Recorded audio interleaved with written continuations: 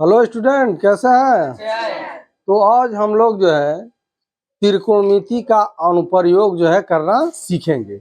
जैसे एक प्रश्न दिया हुआ है, इसमें कह रहा है, यह एग्जाम्पल है, किसी समय किसी स्तंभ की छाया की लंबाई उसकी ऊंचाई की करनी में 3 गुनी है, तो सूर्य का उन्नयन कोण ज्ञात कीजिए। अब मान लीजिए कोई स्तंभ है, मान लीजिए यहाँ पर कोई यह स्तंभ है, ठीक, स्तंभ है, स्तंभ है, ठीक, यह कोई स्तंभ है और सूर्य उधर है, तो इस स्तंभ की छाया यहाँ पर बनेगी कि नहीं बनेगी? इसकी छाया बनेगी। तो इसमें कह रहा है किसी समय स्तंभ की छाया की लंबाई, छाया की लंबाई किसकी ऊंचाई की 3 गुनी है, ऊंचाई की 3 गुनी है।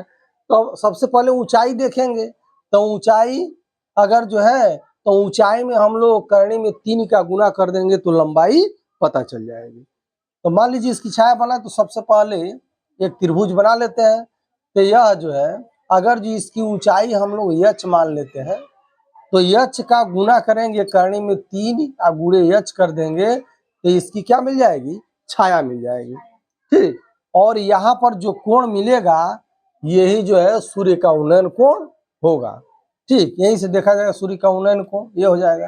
तो इसको लिख सकते हैं हम लोग ए बी और सी, ए बी सी, एक रफ डायग्राम बन गया।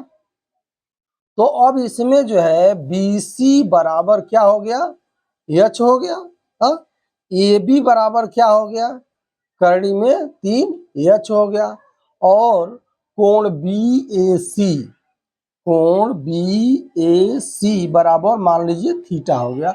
यह कोण क्या है? थीटा, ठीक। तो अब इतना हम लोग मान लेते हैं, माना बी सी बराबर एच और ए बी बराबर करने में 3 एच और कोण बी ए सी बराबर थीटा, ये हो गया।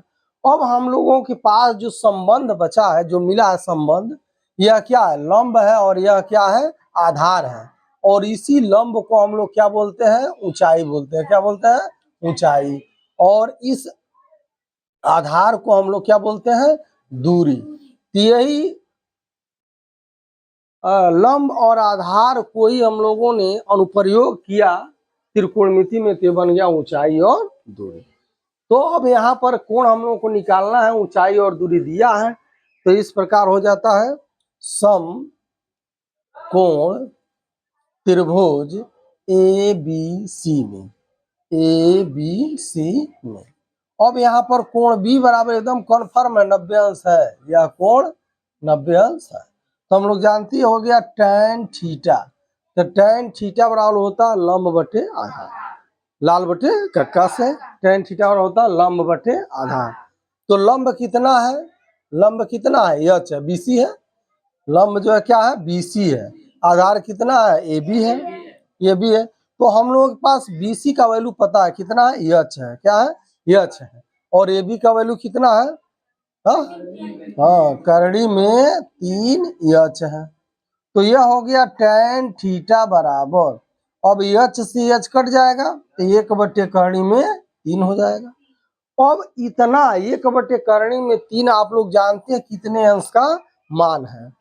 हाँ, tan थीटा बराबर, यह जो है tan कितने अंश का मान है? tan 30 अंश का मान है। कितने अंश का मान है? tan 30 अंश का मान है। अब दोनों पक्षों में जब tan हट जाएगा तो क्या बचेगा? दोनों पक्षों में tan हट गया तो थीटा बराबर क्या बन गया? 30 अंश। तो इस प्रकार जो है सूर्य का उन्नयन कोण कितने अंश का हुआ? 30 अंश। इस प्रकार सूर्य का उन्नयन कोण जो है 30 अंश प्राप्त हुआ।